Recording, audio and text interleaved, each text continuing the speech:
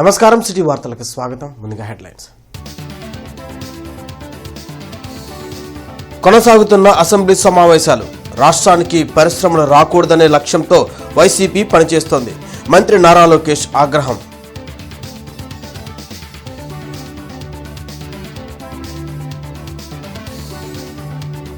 Governor ప్రసంగం సమయంలో YCP సభ్యుల తీరు ఆవేదన కలిగించింది.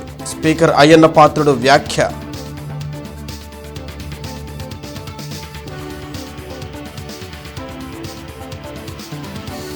మాజీ సీఎం జగన్ అధ్యక్షతన తాడేపల్లి వైసీపీ శాసనసభ పక్ష సమావేశం.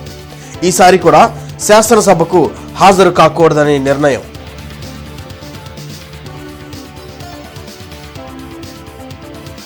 రెండు 2023 సంక్రాంతి సంబరాలు లాటరీ టికెట్ అవినీతి కేసులో అంబటి రాంబాబుకు రిమాండ్. రాజమండ్రి సెంట్రల్ జైలుకు తరలించిన పోలీసులు. ఇంటర్నెట్ చరిత్రలో సంచలనం సిటీ బ్రాడ్బ్యాండ్. ఇప్పుడు ఇంటింటికి ఇంటర్నెట్, సిటీ నుంచి గ్రామం వరకు అదే స్పీడ్. మీరు ఈ రోజే సిటీ బ్రాడ్బ్యాండ్ కుటుంబంలో చేరండి. అసెంబ్లీలో గవర్నర్ ప్రసంగం సందర్భంగా వైసీపీ సభ్యులు వ్యవహరించిన తీరు ఆవేదన కలిగించిందని శాసనసభ స్పీకర్ అయ్యన్న పాత్రుడు ఆవేదన వ్యక్తం చేశారు.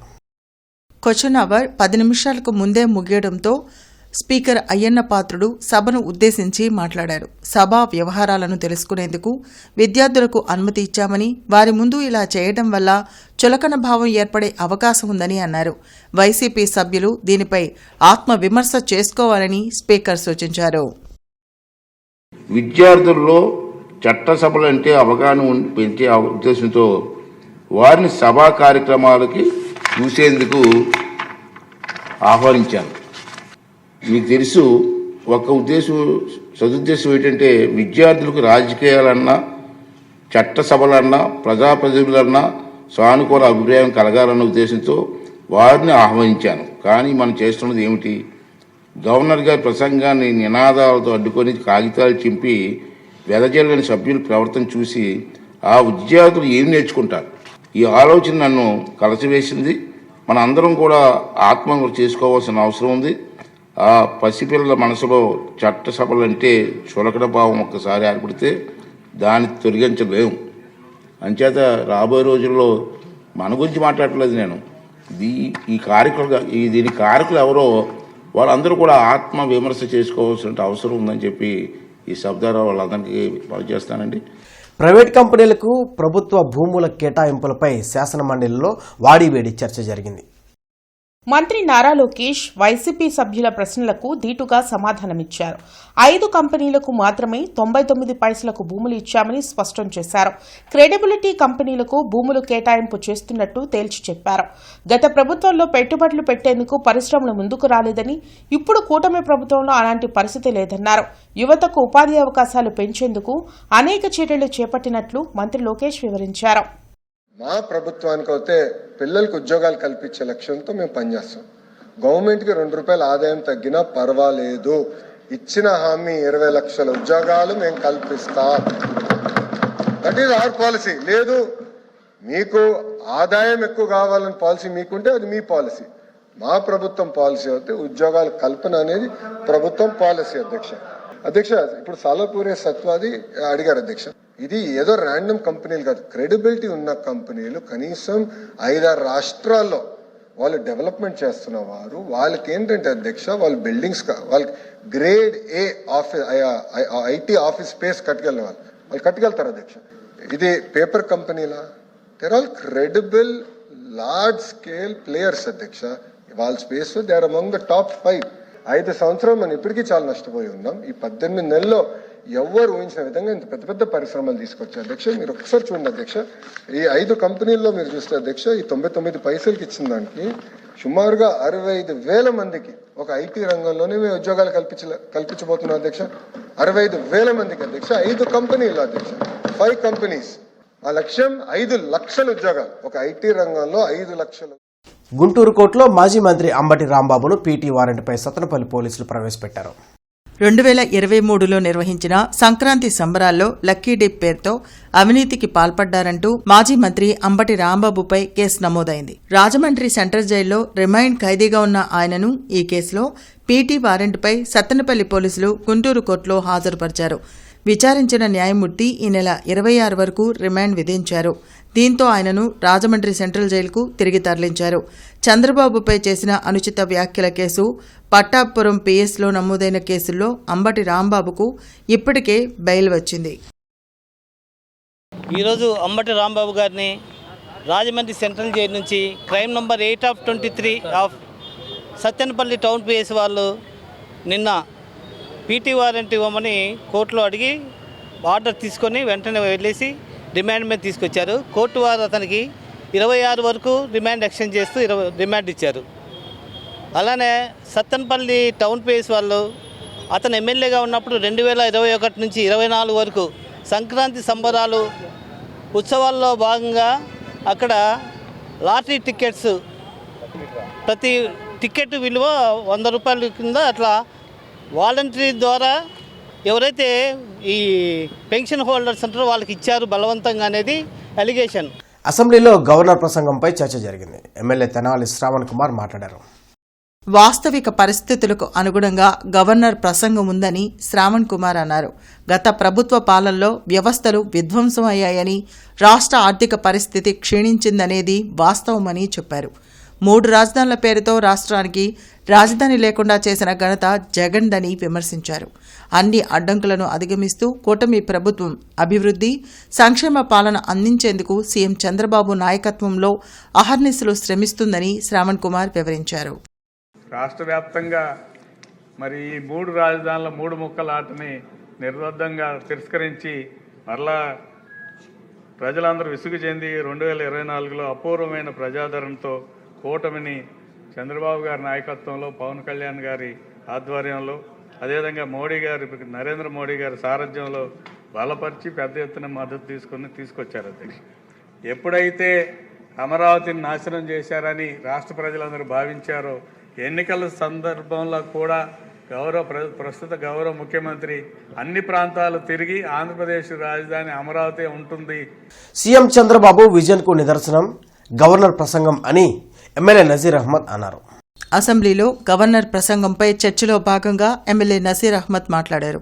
రాష్ట్ర ప్రభుత్వ అభివృద్ధి సంకల్పానికి ప్రతిబింబంలా గవర్నర్ స్పీచ్ ఉందన్నారు. జీరో పావర్టీ అనేది కేవలం మాటలకే పరిమితం కాకుండా ఆచరణలో చేసి చూపుతున్న ఘనత ముఖ్యమంత్రి చంద్రబాబుదని నసీర్ వెల్లడించారు. శ్వేతపత్రాలు ఉన్నటువంటి ఆర్థిక పరిస్థితిని ప్రజలకు పూర్తిగా అర్థమయ్యేటువంటి విధంగా తెలియజేసేటువంటి విధంగా శ్వేతపత్రాలు విడుదల దగ్గర నుండి 10 ముఖ్యమైనటువంటి పాయింట్స్ ని పెట్టుకొని, గైడింగ్ ప్రిన్సిపల్స్ ని పెట్టుకొని ఈ రాష్ట్రము ఏ విధంగా పయనింపజేస్తా ఉంది, ఈ రాష్ట్రాన్ని అభివృద్ధి దిశగా, సంక్షేమం దిశగా, ప్రజలకు కావాల్సినటువంటి పరిపాలనను ఏ విధంగా అందించాలనేటువంటి ఆలోచనతో ఈ ప్రభుత్వం పనిచేయబోతా ఉందనేటువంటి విషయాన్ని 10 గైడ్ లైన్స్ ద్వారా ఈ ముఖ్యమంత్రి గారి ఆలోచన విధానాన్ని మన ప్రభుత్వం పెట్టడం జరిగింది. అధ్యక్ష, తాడేపల్లిలో వైసీపీ అధ్యక్షులు వైఎస్ జగన్మోహన్ రెడ్డి అధ్యక్షతన పార్టీ ఎమ్మెల్యేలు, ఎమ్మెల్సీలతో సమావేశం జరిగింది. అసెంబ్లీ సమావేశాల్లో వ్యవహరించాల్సిన తీరుపై జగన్ దిశానిర్దేశం చేశారు. వైసీపీకి ప్రతిపక్ష హోదా ఇవ్వని కారణంగా ఈసారి కూడా అసెంబ్లీ సమావేశాలకు హాజరు కాకూడదని జగన్ నిర్ణయించారు. శాసన మండలిలో ప్రజా సమస్యలపై గళమెత్తాలని సభ్యులకు సూచించారు. ప్రభుత్వ వైఫల్యాలను ప్రజాక్షేత్రంలోనే ఎండగట్టేలా నేతలు పోరాటాలు చేయాలని తెలిపారు. టెక్నాలజీని సద్వినియోగం చేసుకుంటూ యువతకు ఉపాధి అవకాశాలు పెంచడంతో పాటు రాష్ట్రాన్ని ఎలా అభివృద్ధి చేయాలో నిరంతరం ఆలోచించే వ్యక్తి ముఖ్యమంత్రి చంద్రబాబు అని ఎమ్మెల్యే బోర్ల రామాంజనేయులు అన్నారు. అసెంబ్లీలో గవర్నర్ ప్రసంగంపై చర్చలో భాగంగా ఎమ్మెల్యే బోర్ల రామాంజనేయులు మాట్లాడారు. చంద్రబాబు సీఎంగా ఉన్నప్పుడే రాష్ట్రం డెవలప్ అయ్యిందనేది వాస్తవమని తెలిపారు. గత ప్రభుత్వం చేసిన అవినీతి, అరాచక పాలన వల్ల ఏపీ 30 ఏళ్లు అభివృద్ధిలో వెనకపడిందని చెప్పారు. 3,08,00,000 యొక్క జీడీపీని సాధించాలన్నటువంటి ఒక అత్యుత్తమైనటువంటి ఆలోచనతో సాగే ఈ ప్రయాణంలో ఈరోజు ప్రభుత్వం చేసుకుంటున్నటువంటి నిన్న గవర్నర్ తెలిసినటువంటి అనేక అంశాలు, అనేక రంగాల్లో వ్యవసాయ రంగాన్ని తీసుకున్నా, పారిశ్రామిక రంగాన్ని తీసుకున్న, ఇన్ఫ్రాస్ట్రక్చర్ తీసుకున్న, వివిధ రంగాల్లో అన్ని రంగాల్లో కూడా అభివృద్ధిని మనం చూస్తూ ఉన్నాం అధ్యక్ష. అది కూడా చంద్రబాబు నాయుడు గారి విజన్ 2047 ఏదైతే జీడిపి 3,08,00,000కు చేరుకోవాలని ఆలోచించారో ఆ వైపు పరుగులు పెడుతున్నాం అన్నటువంటిది నిన్న స్పష్టమైంది అధ్యక్ష. అదేవిధంగా ఈ రోజు ఉన్నటువంటి తలసరి ఆదాయం Andhra Pradesh medical sales representatives union ఆధ్వర్యంలో దేశవ్యాప్త సమ్మె కార్యక్రమం కలెక్టరేట్ ఎదుట నిర్వహించారు.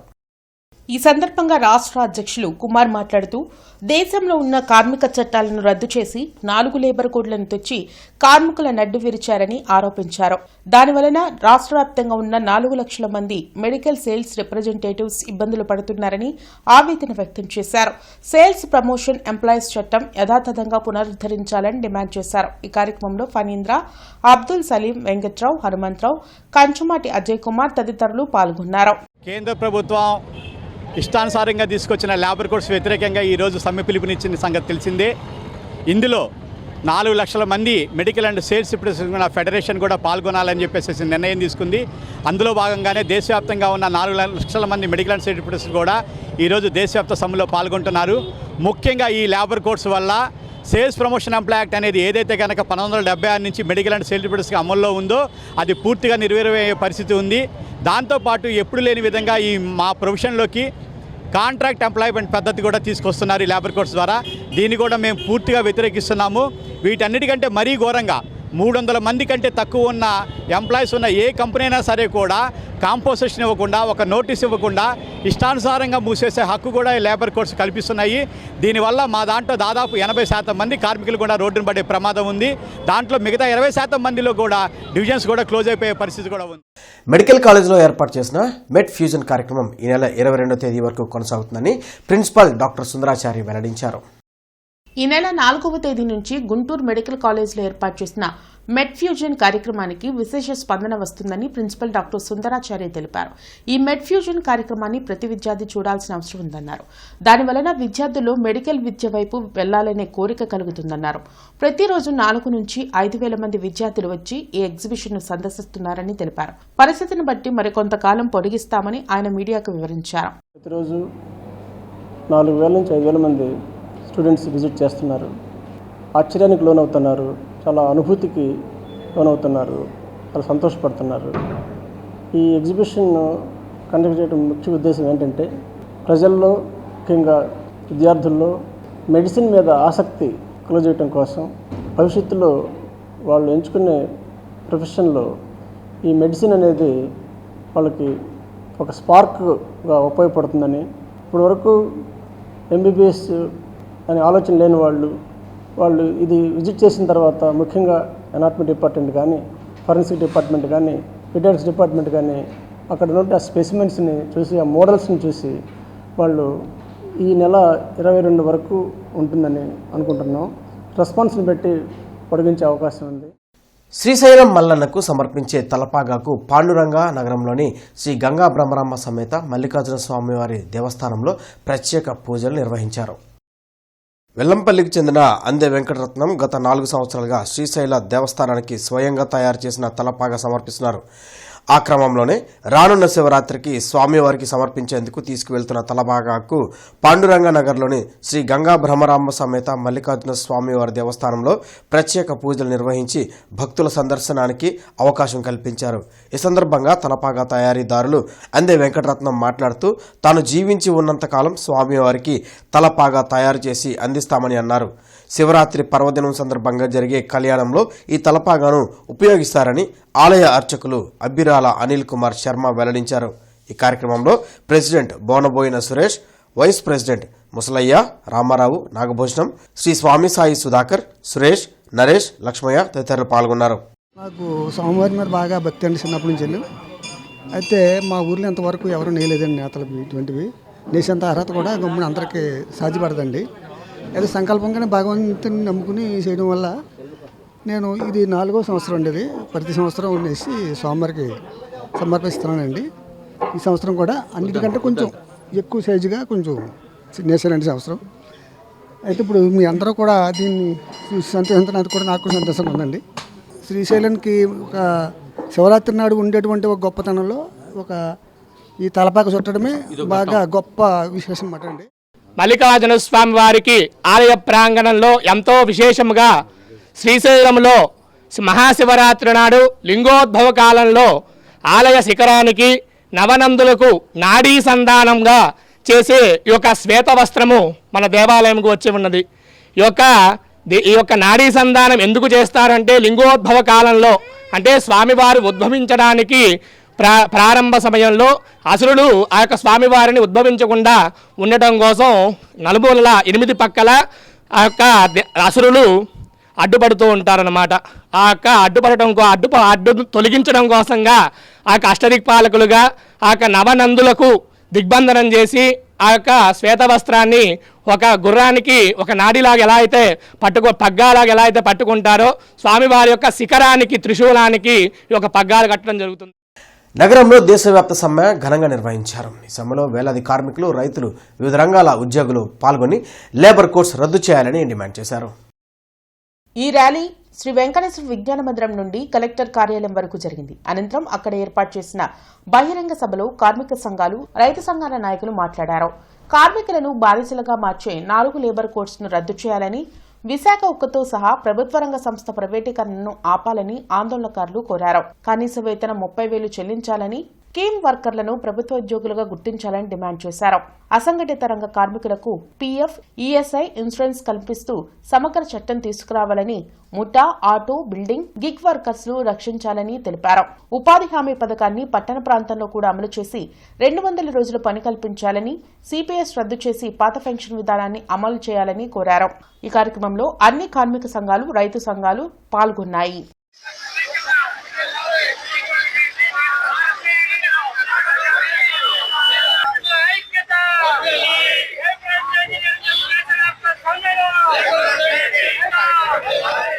గుంటూరు మెడికల్ కాలేజీలో నిర్వహించిన వైద్య ఎగ్జిబిషన్ను జైన్ హైస్కూల్ విద్యార్థులు సందర్శించారు. ఈ సందర్భంగా డైరెక్టర్ డాక్టర్ ఎండి మున్ను మాట్లాడుతూ ఇటువంటి ఎగ్జిబిషన్లు విద్యార్థుల్లోని సృజనాత్మకతను వెలికితీసి విజ్ఞానాన్ని పెంపొందిస్తాయని తెలిపారు. 30 ఏళ్ల తర్వాత ఏర్పాటు చేసిన ఈ ఎగ్జిబిషన్ అభినందనీయమన్నారు. శిశువుల ఎదుగుదల దశలు, మానవ శరీర అవయవాల పనితీరు, రక్తదానం, శస్త్రచికిత్సల సమయంలో మత్తు విధానం వంటి అంశాలను వైద్య విద్యార్థులు వివరించారు. విద్యార్థులు ఆసక్తిగా నోట్స్ తీసుకుని సందేహాలను నివృత్తి చేసుకున్నారు. కార్యక్రమంలో ప్రిన్సిపల్ కనకదుర్గ తదితరులు పాల్గొన్నారు. పబ్లిక్ పాజిటివ్ పర్సెప్షన్పై సంబంధిత అధికారులతో కలెక్టర్ తమీం అన్సారియా సమీక్షించారు. ప్రభుత్వం అమలు చేసిన పథకాలు, కార్యక్రమాలపై ప్రజల్లో సానుకూల దృక్పథం పెరగాలని అన్నారు. ప్రభుత్వ డిగ్రీ కళాశాలలో ఎక్కువ మంది విద్యార్థులు చేరేలా అవసరమైన చర్యలు తీసుకోవాలని కలెక్టర్ ఆదేశించారు. పవిత్ర హజ్ యాత్రకు వెళ్లే యాత్రికుల ఆరోగ్య భద్రతకు రాష్ట్ర ప్రభుత్వం అత్యధిక ప్రాధాన్యత ఇస్తుందని ఏపీ రాష్ట్ర హజ్ కమిటీ చైర్మన్ జనాబ్ షేక్ హసన్ భాషా తెలిపారు. జీజీహెచ్లో హజ్ యాత్రికుల కోసం ఏర్పాటు చేసిన మెడికల్ స్క్రీనింగ్, వ్యాక్సినేషన్ క్యాంపును చైర్మన్ స్వయంగా పర్యవేక్షించారు. ఇంటర్నెట్ చరిత్రలో సంచలనం సిటీ బ్రాడ్బ్యాండ్. ఇప్పుడు ఇంటింటికి ఇంటర్నెట్, సిటీ నుంచి గ్రామం వరకు అదే స్పీడ్. మీరు ఈ రోజే సిటీ బ్రాడ్బ్యాండ్ కుటుంబంలో చేరండి. నేటి మిర్చి ధరలు ఇలా ఉన్నాయి. నాన్ ఏసీ మిర్చి ధరలు: కామన్ వెరైటీ 334 రకం minimum 13,500, maximum 23,000, model 21,000. Number 5 minimum 13,500, maximum 22,500, model 21,000. 273 రకం మినిమం 14,500, మ్యాక్సిమం 24,000, మోడల్ 23,000. 341 రకం మినిమం 14,000, మ్యాక్సిమం 26,000, మోడల్ 24,500 రూపాయలు. స్పెషల్ వెరైటీ తేజ రకం మినిమం 13,000, మ్యాక్సిమం 19,000, మోడల్ 18,500 రూపాయలు. Byadgi 355 minimum 14,000, maximum 25,500, model 25,000.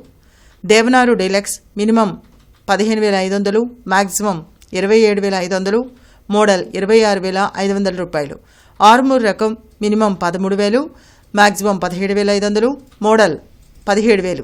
AC మిర్చి ధరలు: కామన్ వెరైటీ 334 రకం minimum 14,000, maximum 21,000, model 20,000. Number 5 minimum 13,000, maximum 21,000, model 19,500 రూపాయలు. 341 రకం minimum 14,000, maximum 23,500, model 23,000. Special variety Teja రకం minimum 13,000, maximum 19,000, model 18,000. Byadgi 355 minimum 14,000, maximum 24,000, model 23,500 రూపాయలు. కామన్ వెరైటీ 334 రకం minimum 7,600, maximum 11,500, model 10,000. Number 5 minimum 7,700, maximum 10,000, model 9,600 రూపాయలు. 341 రకం minimum 8,000, maximum 12,500, model 10,500. Special variety Teja రకం minimum 7,500, maximum 9,800, model 9,500 రూపాయలు. బడిగి minimum 8,500, maximum 12,000, model 10,500 రూపాయలు. ఈ వార్తలందరితో సమాప్తం. నమస్కారం.